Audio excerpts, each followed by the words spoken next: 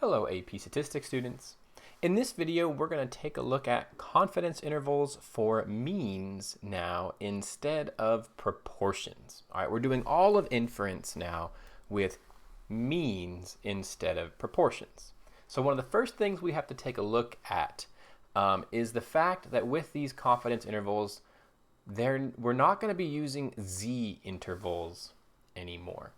We're going to be using what's called a t interval instead. And so the main part of this video is to show you why we have to use a t interval instead of a z interval. So let's dive right in. So remember, for a confidence interval for a proportion, we would take p hat and we would add or subtract the margin of error. Now that was the z star times the standard error.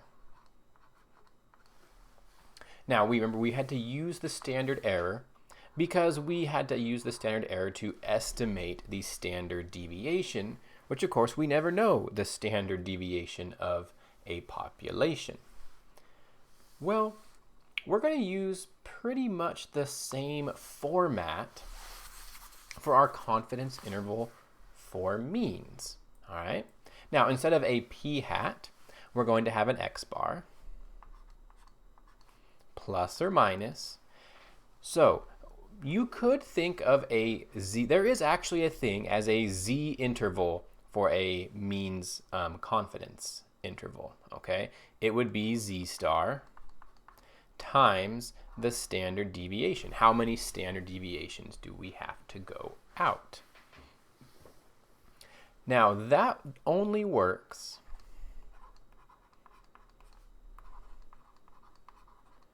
if we know the population standard deviation. All right, right there, sigma, right? The problem is we almost never know the population standard deviation. We don't know population parameters. Now, when we had that same issue for proportions, we simply substituted in the standard deviation for the standard error, and it was all good. There's an issue when we try to do the same thing for means. Okay, it would be nice if we could do this, x bar plus or minus z star times the standard error. It would be nice if that worked. But I want to show you right now that that in fact does not work. So here we have a website that will sort of do this simulation for us. So we are going to do a means from a normal population. So this is going to be sampling from a normal population. And so if we start out doing a z interval and we know the standard deviation sigma of the population. So I'm just going to make up some numbers that are real easy. So we're going to have an average of 100, a population standard deviation of 20, and let's take sample sizes of maybe 50, and well, let's make that a little smaller. Let's go 25 and take a look at what happens here. Okay, so if I sample, give me 100 samples here. I'll just take a look at the first one by itself. So we took a sample. We got a sample statistic right here. It's 90 something below 100. But we make the confidence interval, and thankfully, the confidence interval in this case captures the true mean. All right, this range, our confidence interval, captured the true mean of 100. All right, it worked out. Now, if I do a 95% confidence interval, I would expect 95% of these confidence intervals to capture that 100, to capture the true mean. So now I'm going to do 100 at a time. And you see that occasionally our confidence interval misses. Most of them do capture the true mean. All the green ones are capturing the true mean. The red ones are not. Now, with that first 100 samples, I have a 93% success rate. Not quite 95, but the law of large numbers should help me out. And if I do it a couple of times, There we go. With a 1100, I'm at 94.9. Pretty much perfect. Now, but what we never actually know sigma, right? We are now going to estimate sigma with the standard error, S. Okay? And we're going to see how this changes. All right, so now we're doing about the same 1100 possibilities. All right, we got 1100 confidence intervals. And as you can see, we're kind of below the mark here, aren't we? We're only at 93.5%. We're not hitting our confidence level of 95. All right, that's an issue. So because our confidence level doesn't really, it doesn't pass for us here. We don't actually get a 95% confidence level. We have to use something else. So if you remember, the Z came from the normal model. All right, if you have to calculate a Z star, you do an inverse norm. All right, so if you want to calculate a Z star for some confidence level, you would take the normal model, right? And we usually use the standard normal model. So 0 is our center, and our standard deviations are counting by ones. The standard model here is not going to work for us. It's not going to give us a number here that actually captures the mean, our confidence level number of times.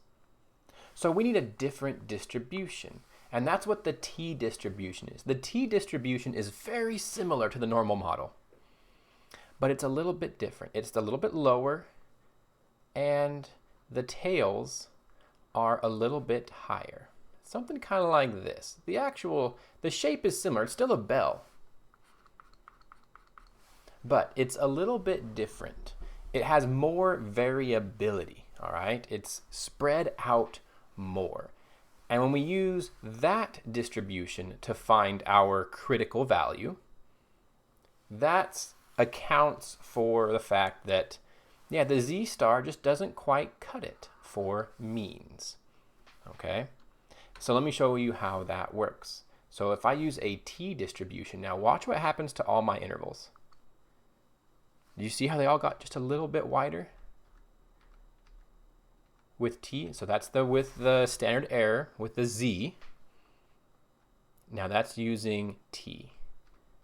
They just get a little bit wider, and that means some of the confidence intervals that failed now pass, and we get closer to our 95%. Now I don't have my law of large numbers anymore. It kind of reset. Let me do it again. All right, so there's a law of large numbers helping me out, and you can see now I am getting pretty darn close to my 95% success rate.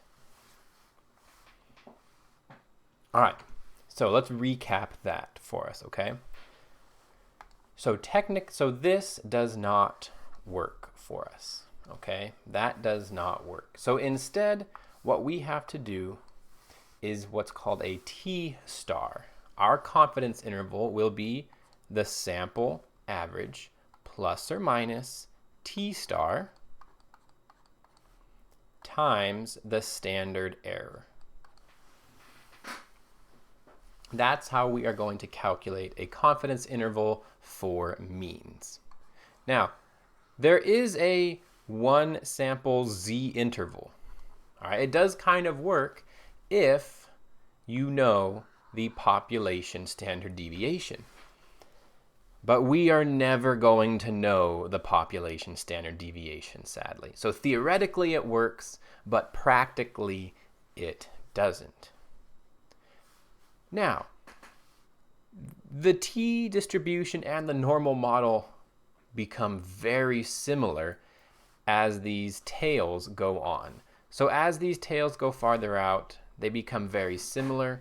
And kind of what that means is for larger samples, they're pretty much the same. But we don't really take that into account. We're just always going to use T star because it works for small and large samples. The fact that when you have a large sample, it's basically normal, it's fairly inconsequential to us.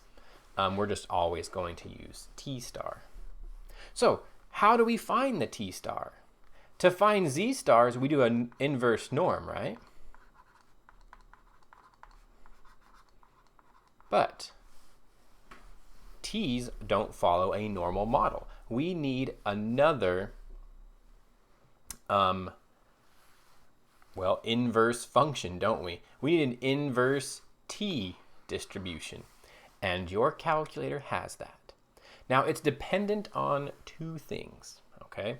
It is dependent on your confidence level. How many standard errors are you going to go out? But it's also dependent on the sample size. So, here's how that works, okay? Let's say I want a confidence interval, a 95% confidence interval using a sample size of 25. So what you have to first calculate is what's called the degrees of freedom.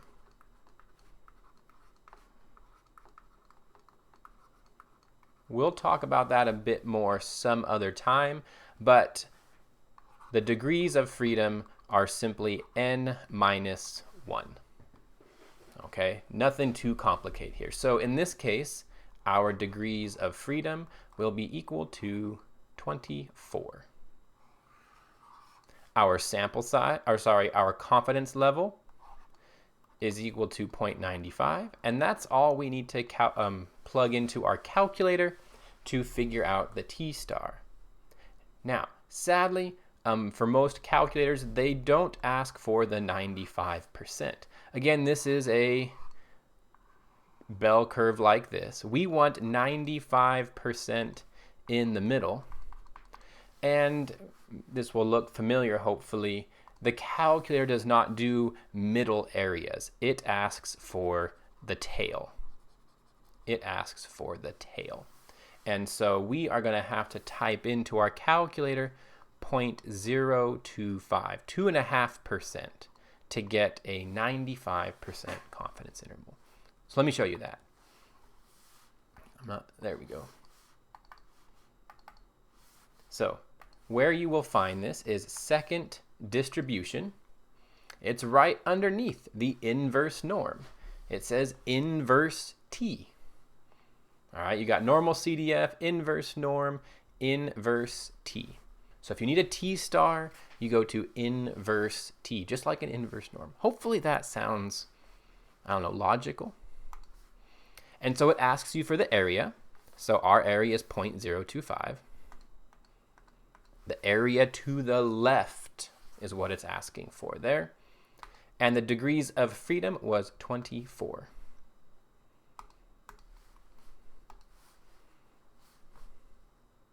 And so there, our inverse T is negative 2.06. Now, it only gives you that left boundary. Again, in a confidence interval, you add and subtract this number, right? So our T star, in this case, is equal to 0.064. And as you can see, that's a little bit different than the Z star would have been, right? Our Z star for this same 95% confidence interval, if you remember, was 1.96.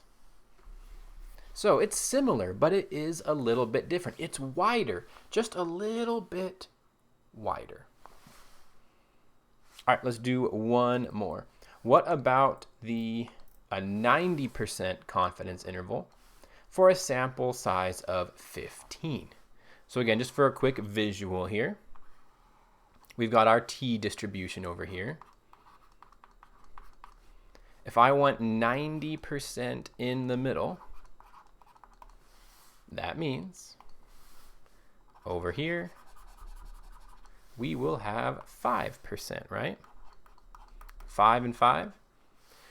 So my degrees of freedom are equal to n minus 1. So in this case, they will be equal to 14. I'm going to plug that in. My area is equal to 5%. And so I'll type all that into my inverse t function. So I'm going to go second distribution. Right underneath inverse norm is inverse t. Area is 0.05. And the degrees of freedom is 14. I had to think for a while. Negative 1.76. So our T star that we would use in a confidence interval would be 1.76. Remember, that's how many standard errors we would have to go out. We will do the whole process for a confidence interval soon. But I wanted to give you an idea of what the heads up is here. Real quick, I should show you the Casio, shouldn't I? If you haven't figured it out already, let me show you the Casio. So we go statistics. We go to distribution. Right next to normal is the t. We want an inverse t. And then we do the same thing. This is still asking for the area to the left. You don't get to do central or right or anything. It's always area to the left. So 0.05. Degrees of freedom, 14. And then we get our 1.76 there. It doesn't even make it negative for us. It knows that we're going to do a positive and negative apparently. But 1.76. All right, hopefully that's a good intro to what we're going to be doing. Hopefully that gives us a jump start for us to continue calculating confidence intervals for means. There's a bit more to it than that, but that gives us this new piece here, the T star.